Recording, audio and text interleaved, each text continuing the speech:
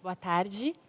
É um imenso prazer poder participar aqui hoje com vocês. Tenho certeza de que eu vou aprender muito, como todas e todos aqui, com a professora Inês.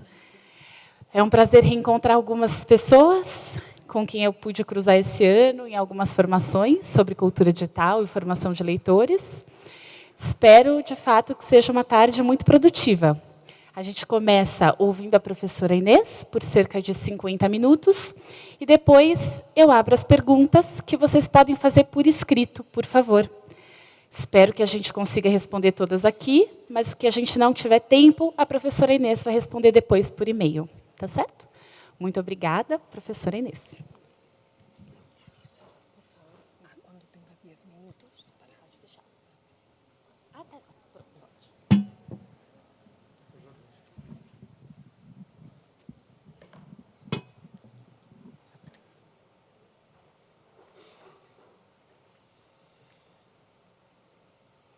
Boa tarde. Pido disculpas porque voy a tener que hablar en español. Mi portuñol es inexistente, no existe. En primer lugar, quiero hacer un agradecimiento realmente muy cálido a Espeleituras, a Pierre, a Marcos, a Giovanna, que me han ayudado realmente a llegar aquí, a llegar hasta este punto, así es que un agradecimiento muy especial. También a las entidades que han organizado este evento, yo creo que es un gran evento, un gran punto de encuentro y por supuesto a todos ustedes. Para mí es de verdad un honor estar aquí, poder tener estos minutos, este rato de conversa, de expresarles algunas de mis dudas, que yo creo que va a ser básicamente el contenido de mi intervención. Vamos a empezar.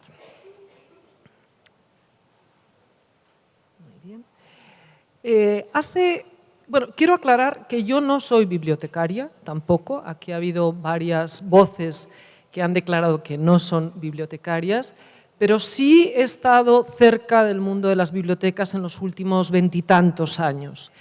Y voy a adoptar un punto de vista muy específico en mi presentación que tiene que ver con la interacción de cultura escrita, lectores y tecnologías. Llevo también 19 años trabajando en distinto tipo de proyectos en este punto y será mi objetivo centrar las preguntas en ese tema específico. Hace unos meses se celebró una reunión de discusión, de conversación, en torno a una palabra formulada en inglés que dice Bookternet.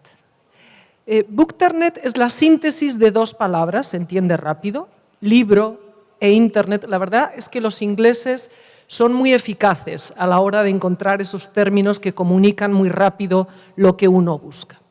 Y en esta reunión se dijeron unas palabras que me parece que centran bien el contenido de mi presentación. Clive, un periodista del New York Times, un personaje interesante, dijo: Internet es una selva amazónica de conversaciones sobre libros, muchas de ellas invisibles para nosotros. El contenido de mi presentación quiere centrar la discusión en dos polos de esta frase. Uno, la selva amazónica. Ya veremos por qué. Pienso que efectivamente algo de selva hay en esta gran conversación sobre libros. Pero hay un segundo punto que no quiero olvidar en mis palabras, que tiene que ver con aquello que resulta paradójicamente invisible para nosotros. Internet aparentemente es un mundo muy visible, donde nos hace quizá en algunos casos excesivamente visibles y, por supuesto, a nuestros lectores, a nuestros usuarios de biblioteca. Pero me gustaría reflexionar sobre algunos aspectos de Bookternet que son, en cierto modo, invisibles para muchos de nosotros.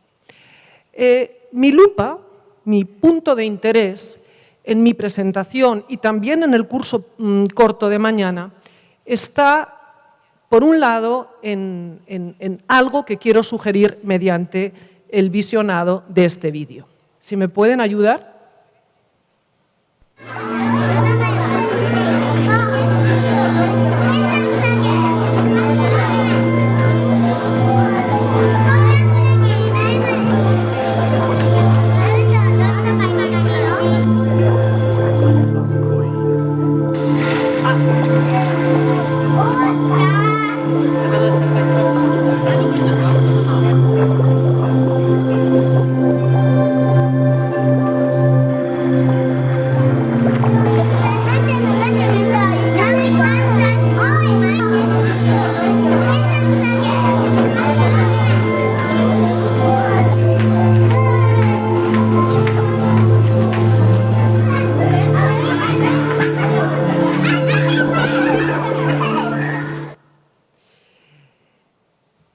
Yo quiero llamar la atención sobre 4 puntos de cosas que estamos viendo en este vídeo.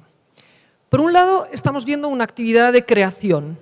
Los niños pintan una serie de peces, esto es obvio. Esa creación, ese proceso de creación y de publicación, está mediado por tecnología.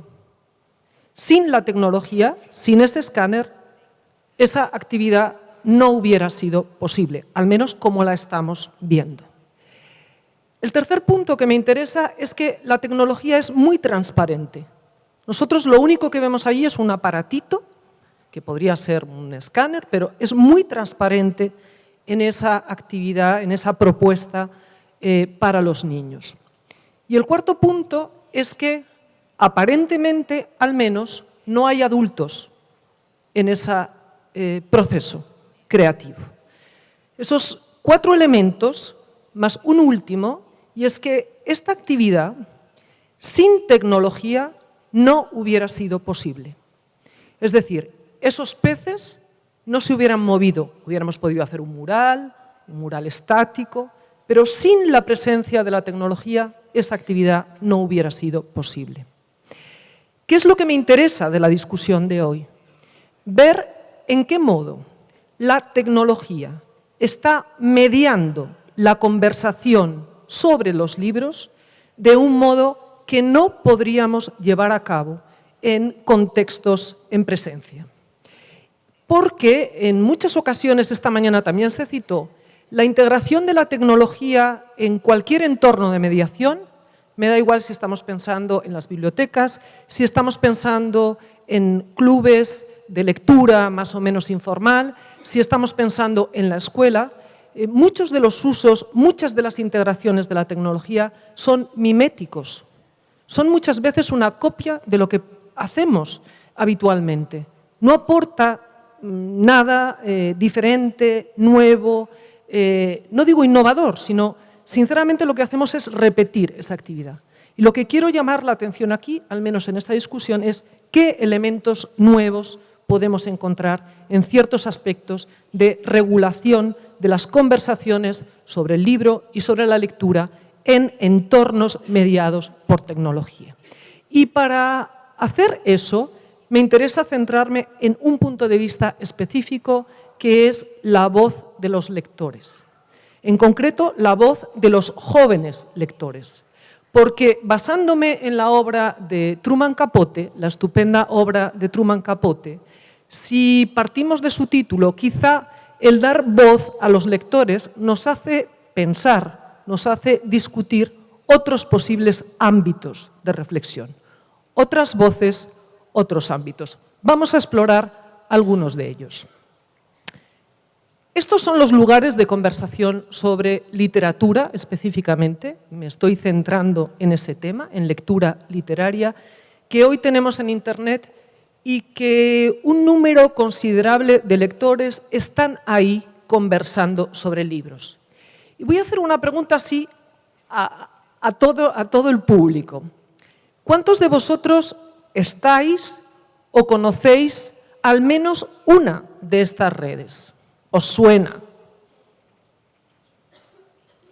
Muy bien. Al menos 2. Bueno, de acuerdo. Bueno, Vamos a seguir avanzando. Aquí, por presentaros un poco, en mi presentación vamos a ver ejemplos de algunas de ellas. Las he ordenado, más o menos, porque aquí hay redes de lectura y hay redes de escritura. Hay sitios donde los creadores publican sus trabajos y forman parte de una red de escritores, de productores de textos, de creadores literarios de textos. Y también las he incluido, en concreto Figment, es de escritura, Wattpad es de escritura, Fanfic también es de escritura, pero yo en mi presentación me quiero centrar en las redes de lectura. Y vamos a explorar algunas de ellas, vamos a explorar algunos ejemplos. Hoy vamos a ver una parte y mañana en el curso corto con Bianca veremos otra parte, podremos entrar en más profundidad. Vamos a ver algún ejemplo de esta red, que es una red iberoamericana, es latinoamericana, pero también participa España, Portugal no. Vamos a ver también algunos ejemplos de BookTube, de todo el mundo de los libros en el canal literario de YouTube, y vamos a ver algunos ejemplos también de Goodreads, que es la red de lectura más importante que en este momento hay en el mundo. Hay brasileños, hay muchos chavales, mucha gente joven brasileña también. Vamos a empezar con algunas voces. Voy a utilizar algunos ejemplos de algunas voces. Y en concreto nos vamos a acercar a un blog de dos jóvenes de 14 años, Pablo y María, que lo hacen a dúo, el blog, en el que participan en distinto tipo de iniciativas. Llevan ya varios años con su blog, yo los conocí, tuve suerte porque los pude conocer personalmente hace un par de años, y les pongo un ejemplo del tipo de entradas, más allá de las reseñas literarias, hay mucha reseña, muchísima reseña, con sistemas propios de votación, etc. Les quiero poner un ejemplo de una iniciativa muy típica en Internet, en Bookternet, que se llaman los book tags. Los book tags son una serie de preguntas, que pueden ser 10, pueden ser 11, mañana también veremos algún ejemplo, 10 u 11 preguntas, y que tienen un funcionamiento viral. Yo, lectora, lanzo una serie de preguntas, por ejemplo, esto es un supuesto, Pablo y María reciben esas preguntas, las contestan y formulan otras 11 preguntas. Entonces yo les voy a leer simplemente de ese catálogo de preguntas que ellos recibieron y que ellos participan, les voy a leer la primera de ellas y su respuesta.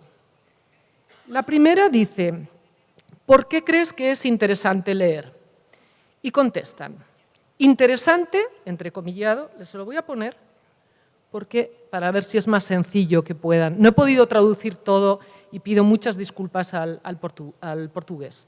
Interesante es para mí una definición que se queda corta. No creo que sea interesante. Bueno, sé que es interesante, divertido, entretenido, mágico, pero ¿por qué? La respuesta comodín sería porque te permite evadirte de la vida cotidiana, alejarte de tus problemas, cuando todos sabemos que el problema es una parte básica de la trama de un libro. Mis razones para leer van mucho más allá. Si quiero evadirme, la solución más rápida es dormir. Con la lectura busco entretenerme, recorrer mundos sin poner un pie en la calle, vivir arriesgadas aventuras sin existir peligro real y, ¿por qué no?, vivir experiencias inalcanzables para mí de no ser por el poder del papel.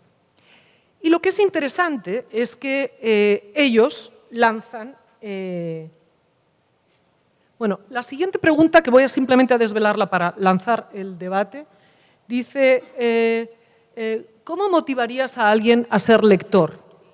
Y Pablo y María dicen, bueno, si tuviera que haberme basado en muchos de mis profesores de literatura, puedo asegurar que Pablo y María son grandes lectores y les invito a entrar en su blog, Libros de Lectureca.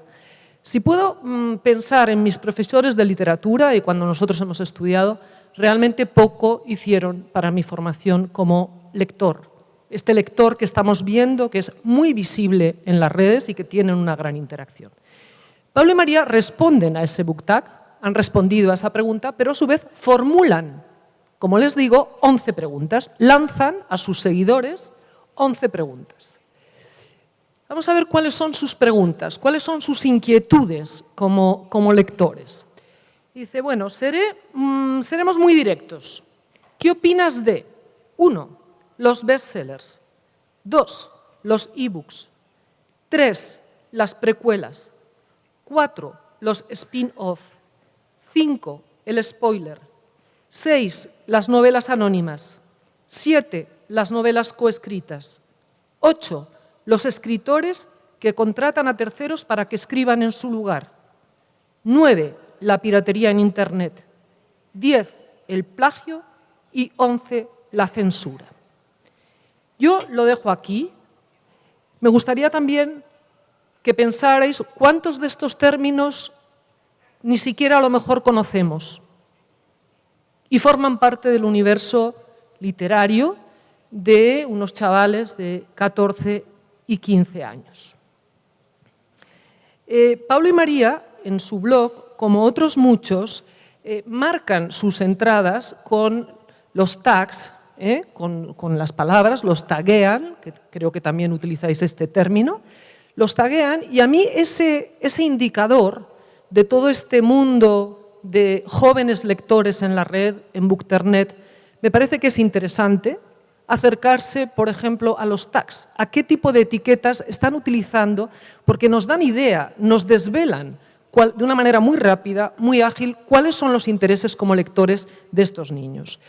Aquí estoy utilizando otro ejemplo de una lectora que tiene un blog que se llama Bajo el mismo libro, y vamos a ver algunos de sus intereses. Por ejemplo, audiorelato, 8 entradas, biblioteca, perdón, 3 entradas, biblioteca, 8, biografías, del libro a la pantalla, desafío, entrevistas, etimología, música, novela ligera, pendientes, poesía y revistas. Creo que desvela, en cierto modo, algunos de los intereses de esta lectora. Estos ejemplos que les estoy poniendo están en una red de lectores.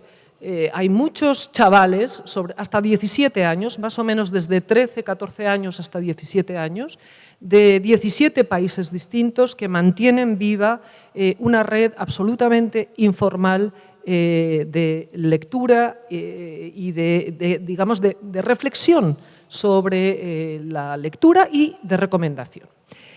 Lo que es interesante es que esta red, que se lanzó como una iniciativa de una de las organizaciones con las que yo participo, se lanzó de manera muy abierta y muy directa a la participación, y realmente, bueno, pues siguen apuntándose, lo sigo viendo en mi correo, hace un rato pude ver cómo siguen apuntándose, tiene vida propia.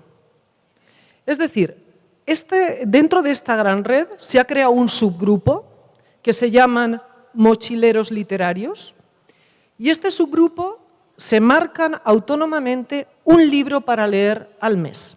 Entonces lo deciden, lo lanzan abiertamente y después lo comentan. O sea que orgánicamente empiezan a crecer estas iniciativas con vida propia. El primer libro que se plantearon, exigente, es el libro de Huxley, Un mundo feliz, es la traducción en castellano, y para ustedes he seleccionado la portada en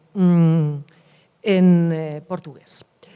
A mediados del siglo XX, Auden, el poeta, tiene un libro muy bonito que se llama El arte de leer, que es un conjunto de ensayos sobre la lectura, y Auden decía lo siguiente: los niños leen por placer, pero se trata de un placer indiferenciado, incapaz de distinguir, por ejemplo, el placer estético del aprendizaje o de la ensoñación.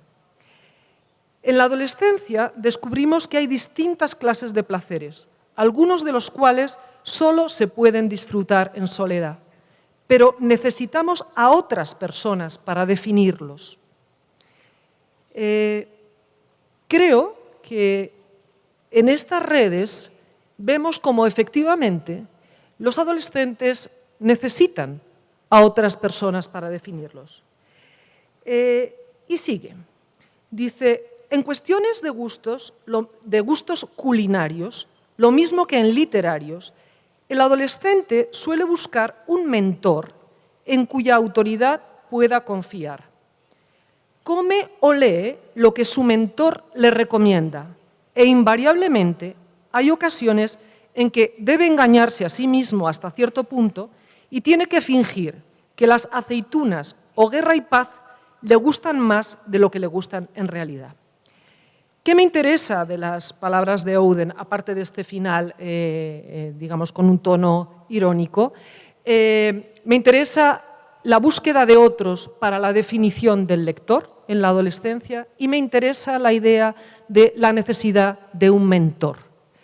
Lo que sucede es que, frente a lo que planteaba Auden a mediados del siglo XX, en el siglo XXI esos mentores son sus iguales, son sus cercanos, son chicos y chicas que tienen prácticamente la misma edad y que comparten los mismos intereses.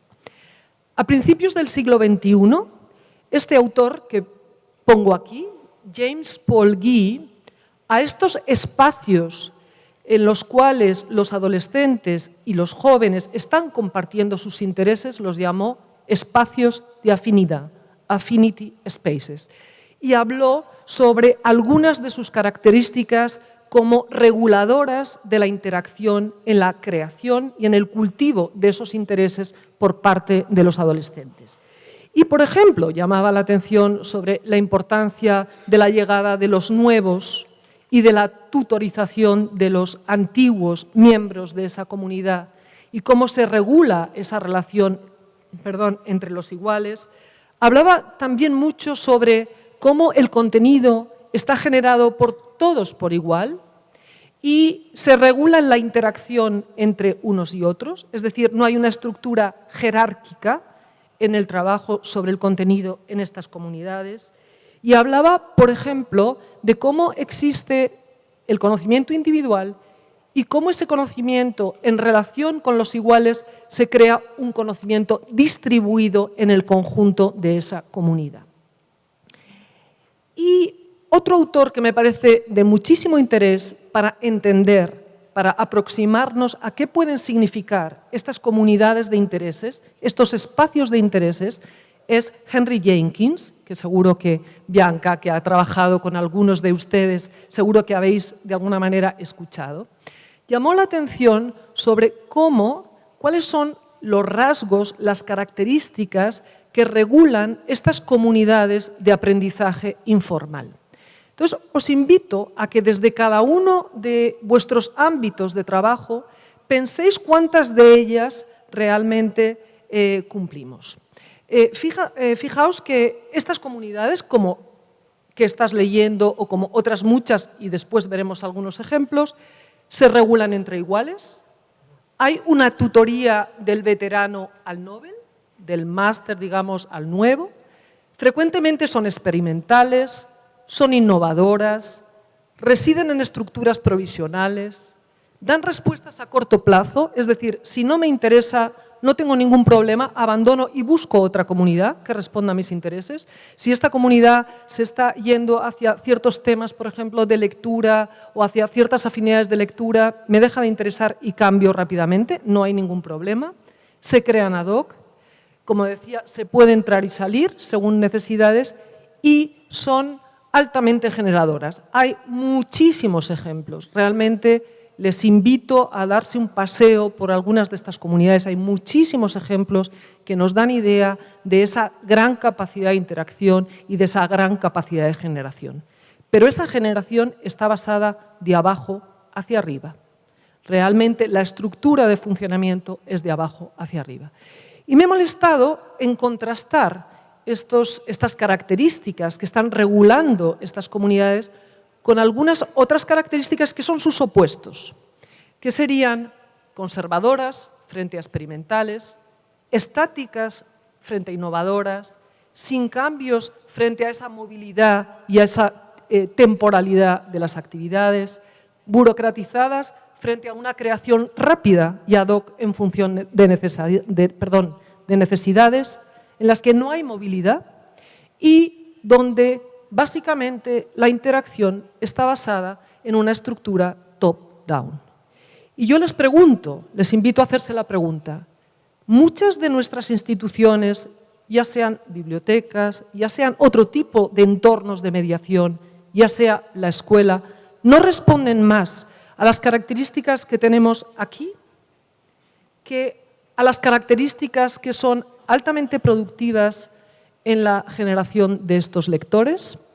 Simplemente lo planteo como pregunta, como duda. Vamos a ver otras voces.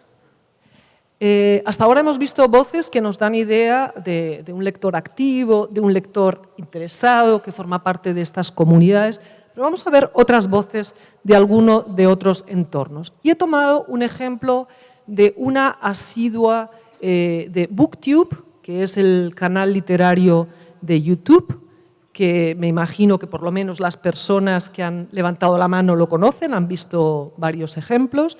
Mañana veremos, en el curso corto veremos bastantes ejemplos, nos podremos familiarizar. Hay chavales, las chicas tienen una gran presencia en este entorno. Hay chavales hasta los 25 años, pero también mayores, y bueno, creo que responden a estas características. Mañana veremos algunos ejemplos. Hay algunos booktubers muy famosos, muy famosos en Brasil. Pam Gonçalves es un ejemplo, pero hay otros muchos que tiene 100 y pico mil seguidores en su canal literario. Y querría traer aquí las palabras de una booktuber, como he dicho, que se llama Rapsoda Literaria, mantiene también un blog, y participó hizo una reflexión, iba a decir en voz alta, en este caso no, porque era escrita, una reflexión sobre su experiencia como booktuber. Es decir, de nuevo, quiero dar la voz a estos lectores. Dice así: llevo unos 3 años siendo asidua consumidora de YouTube y hace más de un año que descubrí BookTube y me alegró saber que cada vez hay más gente que habla de libros en Internet. Primero fueron los booktubers en habla inglesa y luego se fueron subiendo al carro muchos chicos de Latinoamérica y de España. Incluso muchos bloggers de nuestra blogosfera ya hacen más vídeos que entradas en sus blogs. Pero desde hace un tiempo, precisamente cuando pude empezar a hacer compras en Internet, es decir, cuando empezó a tener más de 16 años, he notado que la influencia de estos bloggers es más grande de lo que yo pensaba, al menos en mi caso. Hace un tiempo he notado que ver vídeos en BookTube hacen un efecto negativo en mí, y es que me siento personalmente victimizada por BookTube. ¿Por qué razón? Quiero confesar que estoy siendo víctima de BookTube porque cuando entro a mi página de YouTube y miro mis actualizaciones sobre libros, la mayoría de los casos son book hauls, es uno de los géneros que veremos mañana, donde el videoblogger dice que compra 13.000 millones de libros, casi todos superpopulares, y es más consumismo que otra cosa. Veo muy pocas reseñas de libros que leen y casi siempre me toca salirme de un vídeo reseña de 15 minutos porque en los primeros 3 ha sido un spoiler. Es decir, me han destripado, no sé cómo se dirá así la palabra aquí, me han destripado el libro. El problema es que la mayoría de estos chicos y chicas leen casi todos lo mismo. Raro es el booktuber que lee otra cosa que no esté de moda. Entonces, todos hablan súper positivamente del libro X o de la saga X. Tengo muy claro que soy de gustos raros y no me gusta todo lo que le gusta al resto. Entonces, yo me empiezo a cuestionar si es que soy muy cuadriculada mentalmente o es que estoy perdiéndome leer unos libros buenísimos que cambiarían mi vida. Bueno, y continúa comentando qué le parecían algunas de las críticas que ha visto en BookTube, pero lo que es interesante es que esta crónica termina diciendo lo siguiente, el último párrafo. Me encanta BookTube y es una forma de mantenerme al día de las novedades. Hay videobloggers súper cucos, no sé esto cómo se traducirá, súper curiosos, y que recomiendan cosas que no conozco y me pueden interesar bastante. Pero aceptémoslo, que la mayoría leen lo que está de moda, lo que le gustó a Peranito o a Sutanito y las novedades que están por salir. Mi queja se reduce a eso. Me crean unas expectativas y luego caigo en la trampa y es cuando uno dice que la juvenil es siempre igual. Pregunta, ¿Se han sentido ustedes victimizados por BookTube o son solo paranoias de mi cosecha personal? Bueno, esta es otra voz, una voz distinta, una voz crítica en relación con su presencia, pero se mantiene. Es decir, sigue en la red de BookTube, mantiene su canal y además participa en un medio 100% digital como puede ser Globedia. Hay un trabajo muy interesante de una antropóloga norteamericana que se llama Patricia Lange, que está, Patricia Lange está aquí, que está intentando, que está haciendo algo que me parece que a todos nosotros que estamos trabajando en este mundo tan cambiante nos puede ayudar, que es investigación. Y es investigación de carácter cualitativo, etnográfica. No son investigaciones cuantitativas, no son encuestas macro. Podemos decir que a lo mejor muchos de esos resultados pueden no ser generalizables, pero yo creo que el tipo de caracterización, el tipo de reflexión que está aportando hoy la investigación con este enfoque de carácter cualitativo nos puede ayudar mucho más a pensar que conocer grandes datos, aunque después verán que también traigo algunos grandes datos. Esta investigadora, la verdad, que llama la atención sobre algunos puntos muy interesantes, simplemente destaco algunos de ellos, sobre esta idea de construcción de la identidad, en este caso, construcción de la identidad de los lectores, mediada por tecnología. Hay algo que es importante, mañana lo veremos en el curso corto, cómo la forma de presentarse en estos vídeos en BookTube, en YouTube, buscan claramente como un reconocimiento, una aceptación por parte del otro, buscan lo que se llama la fidelización, es decir, que uno desee volver sobre los vídeos de ese booktuber.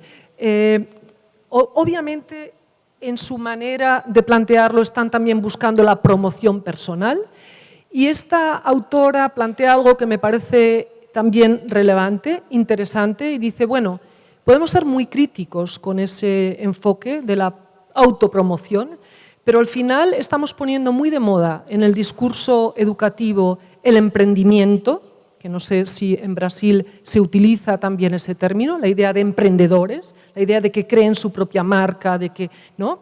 Estamos realmente llevándolos desde los sistemas educativos a esto y ahora nosotros, cuando ellos están tomando la iniciativa, estamos siendo muy críticos con eso. Lo dejo también formulado como una pregunta.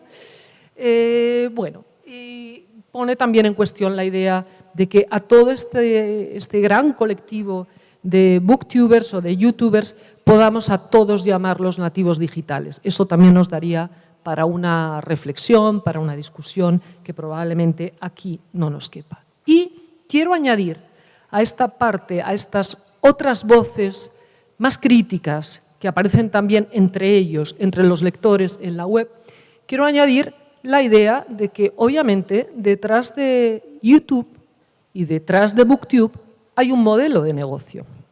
Este artículo se titula ¿Cuántas vistas tiene que tener mi vídeo para hacer dinero en YouTube?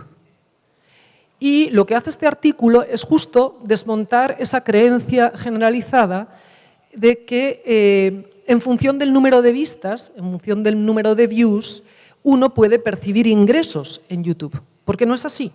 Es un sistema muchísimo más complejo que está basado en la publicidad. Si vosotros estáis navegando por YouTube, nos encontramos muchísima publicidad en los vídeos y en función de si vemos el vídeo publicitario o pinchamos en el vídeo publicitario, el modelo de negocio está basado justo en nuestra interacción con la publicidad que hay en esos vídeos. Pero lo que simplemente anuncio es que, obviamente, detrás de estos contenidos que podríamos llamar amateur, utilizando el término que utiliza Patricia Lange, también hay un modelo de negocio. Vamos a ver algunos datos. Y ahora no quiero que se asusten porque voy a poner una tabla con muchos números que me gustaría sobre todo centrar la atención en algunos de ellos para el debate que tengamos después. Hace justo dos años y un poquito, en primavera del año 2013, fue un boom en las noticias que la red de lectura más importante del mundo fuera Goodreads, que ya lo he pronunciado antes y mañana también podremos comentar y podremos ver algún ejemplo y luego vamos a ver algo más. La noticia salió más o menos en marzo del año 2013 y la noticia es que Goodreads fue comprada por Amazon. Es decir, aquello que tenía mucho interés, que había interacciones recomendaciones entre los lectores, que votaban, que subían un libro, que creaban una estantería personal, aquello de repente la noticia salta y la noticia es que lo compra Amazon, que es adquirido por Amazon. Y en esta tabla, por eso he dicho que vamos a ver una tabla con algunos datos, he resumido algunos datos que nos dan idea de este núcleo de intereses que puede haber detrás de estas redes de lectura. Y voy a mencionar algunas. Las de arriba son redes Goodreads, que me están oyendo citarla mucho, pero realmente es una de las que tiene más peso, Anobi, Selfrary, LibraryThing. Todas las que están en gris son solo de lectura. Las otras, las que ponemos aquí, BookTube, Tumblr y Twitter, son redes genéricas. Lo que sucede es que dentro de esas redes genéricas hay espacios de gran interés para temas de lectura. Por eso sí lo he marcado como dos entornos distintos, aunque globalmente podemos verlas como ese espacio de Bookternet del que hablaba al principio. Vamos a centrarnos en la primera columna. Fíjense que todas estas redes más o menos se crean en torno a la misma fecha. Más o menos en torno a 2005, 2006. Si recuerdan, el término Web 2.0 viene más o menos de 2004, es decir, que todas están basadas en modelos de la Web 2.0, pero también quiero llamar la atención sobre la cantidad de años que han pasado hasta hoy. Es decir, redes que muchas veces no conocemos o no utilizamos en nuestro trabajo, o al menos no las hemos analizado o mirado, tienen algunas 9 años, 10 años, no son una novedad. No son una novedad. Esto es un elemento para conversar. El segundo elemento tiene que ver con el peso, es decir, con la densidad, con la cantidad de personas que hay interactuando en relación con los libros. Obviamente, estos números de aquí abajo, de BookTube, estos números de aquí abajo los voy a matizar porque no es que haya 248 millones de blogs sobre libros, sino que no tenemos datos, es muy difícil cuantificar cuántos hay sobre libros, pero sí nos da una idea de dimensión. Vamos a ver algunos ejemplos. Por ejemplo, el primero, Goodreads, tiene más de 20 millones, ya estamos, 5 minutos, más de 20 millones de lectores. LibraryThing tiene 1,9 millones de lectores. Dos lectoras individuales, dos booktubers individuales, fíjense, una mexicana, Raiza Rebelles, tiene cerca de 600.000 seguidores, 600.000. He tomado también el ejemplo de Pam González, que es alguna de las que tiene por encima de 100.000, hay varios por encima de 100.000. Esta chica tiene 115.000, es brasileira y tiene 115.000. Y vamos con la última columna y vamos a hacer una vista muy rápida. En la última columna lo que he puesto es quiénes son los propietarios. Amazon está marcado en 3 de ellas. Tecnológicas en general, es decir, Google y YouTube, en 5 de ellas. Y solo una de ellas está dentro del sector editorial. Es decir, hay intereses de otro tipo detrás de esta gran red de Bookternet, de libros, de conversaciones sobre los libros. Voy a pasar, si no les importa.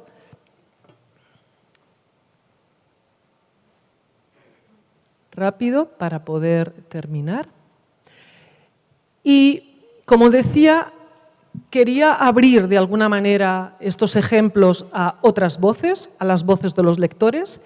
Quería indicar algunos datos de qué hay detrás de estas redes de lectura, con algunos datos de antigüedad, propietarios, adquisiciones. Y por último, quería formularles una serie de preguntas para terminar la sesión de presentación y abrirme a las suyas.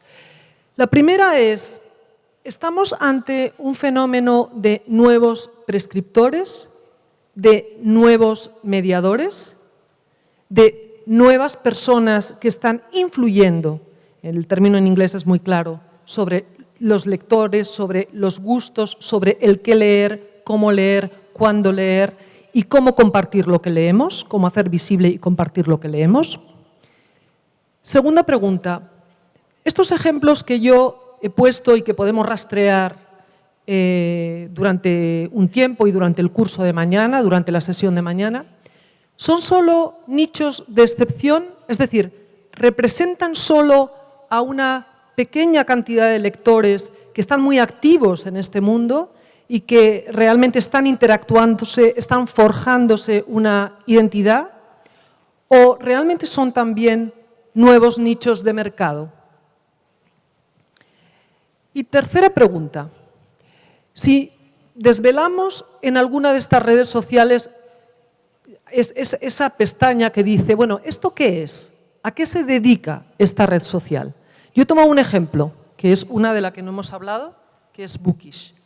Esta red social define su actividad y dice, bueno, ¿qué puedes encontrar aquí? Si vienes aquí, ¿qué es lo que puedes encontrar? Puedes buscar, puedes descubrir, puedes leer y puedes compartir. Mi pregunta es, ¿esos 4 verbos no tienen bastante que ver con la actividad en nuestras bibliotecas? ¿Cómo podemos establecer puentes de conexión entre la actividad en esas redes sociales y la actividad de nuestras bibliotecas, si es que debemos establecer algún puente? Esta es la pregunta. Y por último, hay un autor que les recomiendo, que ya lo he recomendado en varias sesiones, argentino, residente en México, que se llama Néstor García Canclini, que ha publicado un libro recientemente, hace unos meses, que se llama El mundo entero como un lugar extraño. Y me gusta el primer capítulo, que se titula, no sé si se ve, se titula Lugar a dudas. Bueno, realmente mi objetivo era plantearles algunas dudas, porque creo que tenemos algunas dudas. No sé cuántas respuestas tenemos, pero desde luego algunas dudas sí que tenemos. Y en mi manera de formularme esas preguntas, o la óptica que me interesa para formularme esas preguntas desde entornos de mediación como las bibliotecas, es desde las brechas, desde 3 tipos de brechas. La brecha de participación. Esta mañana Ramón hablaba de la diferencia entre disponibilidad y accesibilidad. Se ha hablado mucho de la brecha de acceso, pero yo creo importante también extender el concepto.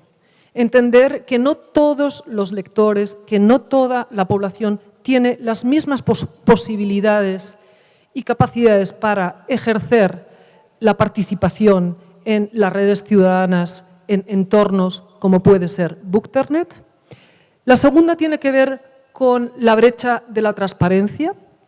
Creo que hoy nosotros, como adultos, los lectores que van a nuestras bibliotecas y, por supuesto, los lectores en formación, los niños y los jóvenes, tienen que tener una noción del entorno social, cultural, económico y político que regula la transición de la información en entornos como Bookternet.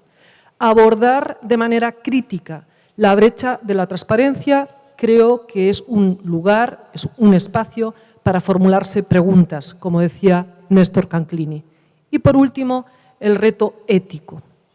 Hoy, una buena parte de los lectores jóvenes son consumidores, pero son productores de contenido. Lo hemos visto en esta cantidad de ejemplos. Pero esos productores de contenido, por un lado, son extremadamente visibles para, por ejemplo, los sistemas operativos de empresas como Amazon, que con sus datos de navegación con sus datos de identificación, con sus pautas y con las nuestras, no lo olvidemos, nosotros estamos también en ese, digamos, en ese ciclo, pueden hacer otras muchas cosas. Yo creo que la educación o la formación desde esta perspectiva, del uso de los datos y el uso consciente de las redes, conociendo las limitaciones y las posibilidades de todo lo que está generando el circuito de la información en Internet, es importante. Así es que les invito a que nos hagamos preguntas desde alguna de estas tres ópticas o desde las ópticas que quiera la audiencia. Muchísimas gracias por su atención.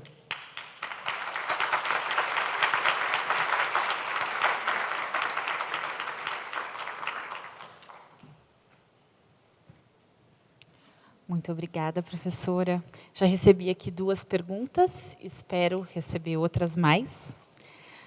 A primeira que eu vou ler, será que...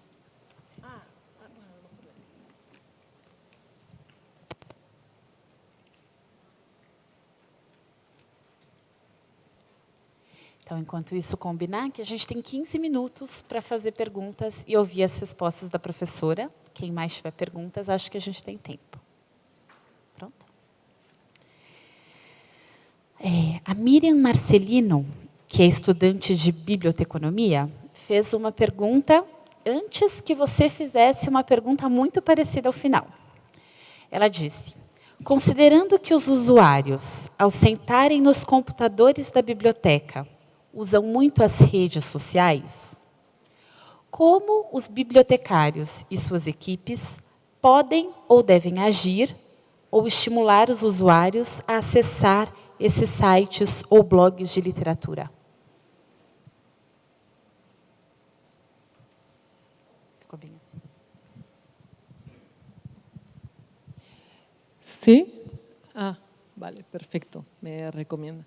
Muchas gracias por su atención, muchas gracias por la pregunta. La pregunta de los cómo con las redes sociales. Bueno, realmente en mi discurso lo que yo he intentado mostrar es que estos entornos son productivos, son interesantes desde el punto de vista de la formación del lector, pero también he intentado mostrar que son ellos los que están participando en esos entornos. Mañana veremos algún ejemplo en el que trataré de pintar una reflexión sobre la presencia del adulto, ¿no? o de los mediadores en un sentido amplio, porque si estamos pensando en lectores adultos, de los adultos. Pero yo quiero retomar el principio exacto de mi conferencia. Yo no entiendo que ningún espacio de mediación, ya sea escuela, ya sea biblioteca, deba mimetizar estas prácticas. Estas prácticas, insisto, tienen vida propia. Se regulan, estemos o no estemos nosotros presentes, como mediadores, como curiosos, como investigadores. Tienen vida propia, tienen una vida orgánica, donde además con un gran cambio. Y la pregunta es, claro, nosotros el cómo las integramos. Es que no tengo claro que la biblioteca tenga, por ejemplo, que generar en sí misma una red de lectores de este tipo. Creo que tiene que saber, creo que tiene que observar, creo que tiene sobre todo que mirar críticamente qué está pasando ahí, qué es lo que está permitiendo regular esas relaciones, qué características hacen de esa comunidad una comunidad interesante para un lector. Si yo tuviera que resumir mi conferencia solamente en una diapositiva, para mí sería esa en la que precisamente os he tratado de mostrar cuáles son las características de esos entornos y cómo muchas de nuestras formas de actuación se contraponen a esas características de esos entornos. Entonces, para mí hay que ser, como mediadores, más que el buscar la integración inmediata de estas redes de lectura, el ser muy curioso ante estas redes de lectura, el ser muy crítico con estas redes de lectura, el armarse desde un punto de vista intelectual para entender qué es lo que está pasando. Porque creo que eso nos puede dar pistas para entender y para leerlas desde nuestro contexto.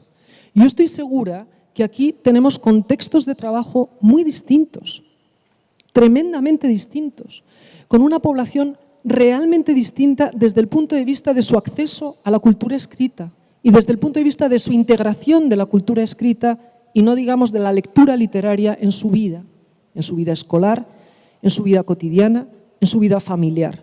Entonces, buscar una copia o una práctica mimética o una receta para la integración de estas redes, sinceramente creo que sería un error.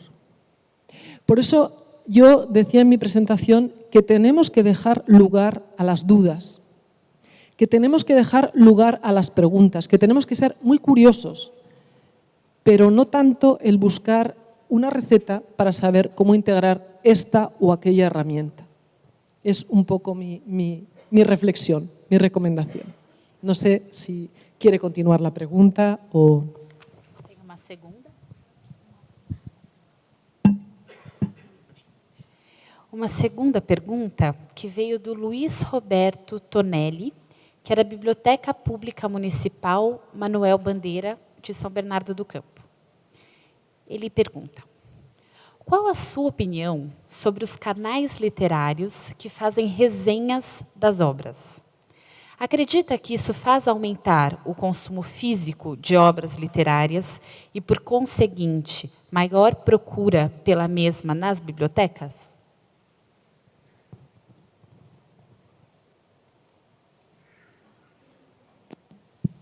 Bueno, no he podido enseñar porque he tenido que recortar la presentación. Más que contar mi opinión, puedo contar qué es lo que se está estudiando sobre esto, que yo creo que, como ven, es un poco mi enfoque. Hay un caso interesante que a lo mejor lo voy a resumir, porque se ve muy claro en una diapo, que a lo mejor podría intentar mostrarla. No sé qué he hecho con el mando, no sé si me pueden ayudar con la presentación.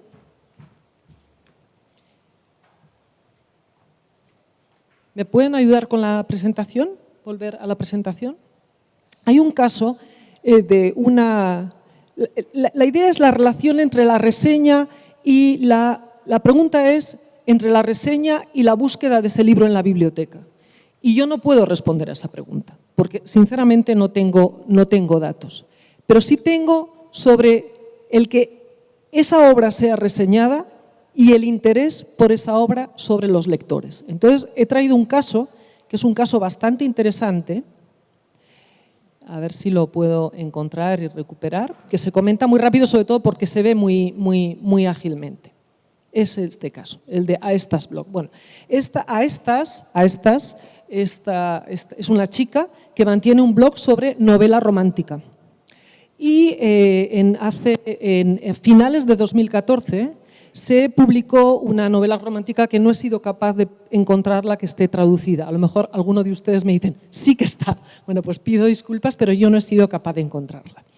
Entonces, aquí se hizo un estudio del impacto de todas las promociones que hizo la editorial sobre esta novela y en comparación con el impacto que sufrió el hecho de que Aestas hiciese una crítica en su blog, ver el impacto que esto tenía en esta comunidad de Goodreads. Es decir, si realmente cuando la editorial tomaba una serie de acciones promocionales de ese libro, ver qué pasaba en Goodreads. Entonces, vamos a ver. El libro se lanza me parece que era el 15 del 12 de 2014. Y como veis, esta palabra giveaways significa algún regalo promocional, es decir, te dan algo a cambio. Entonces, ¿qué sucedió?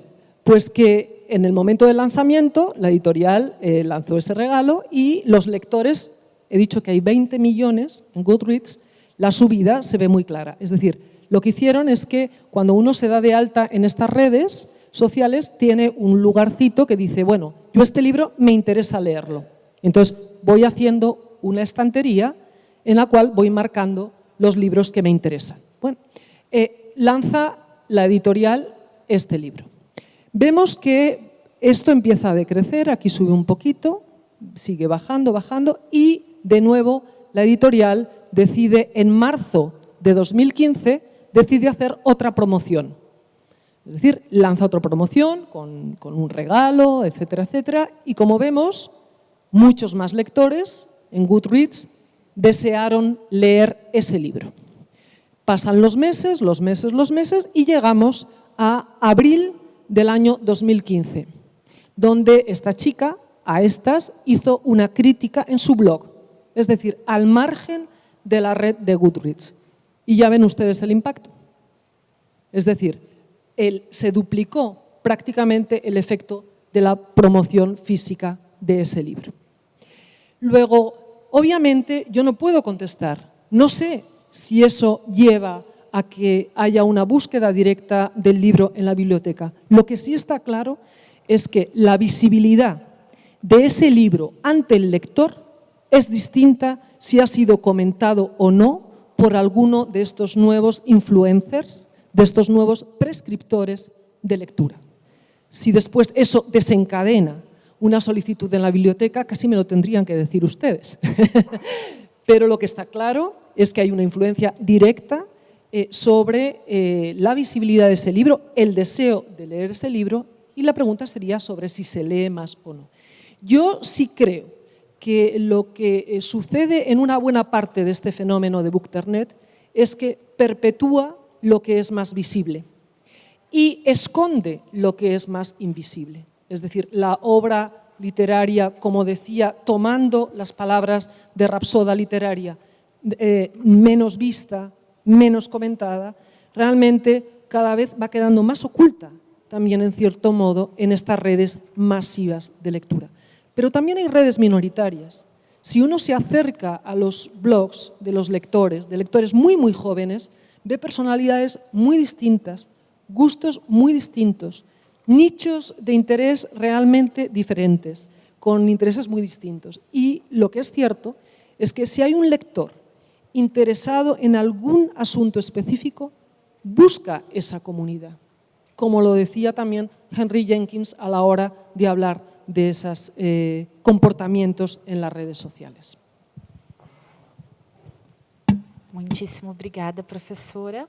Nós não recebemos mais perguntas até agora, então eu até queria te perguntar se a senhora quer encerrar de alguma forma, se quieres falar alguma outra coisa, e amanhã nós podemos continuar no minicurso, ¿no es? Bueno, solamente quería darles las gracias, decirles que mañana veremos bastantes ejemplos de lectores, que llevaremos una sesión a dúo con Bianca y que además lo que hemos hecho es invitar a 2 blogueros literarios, no solamente para saber nuestra opinión, sino para saber su opinión.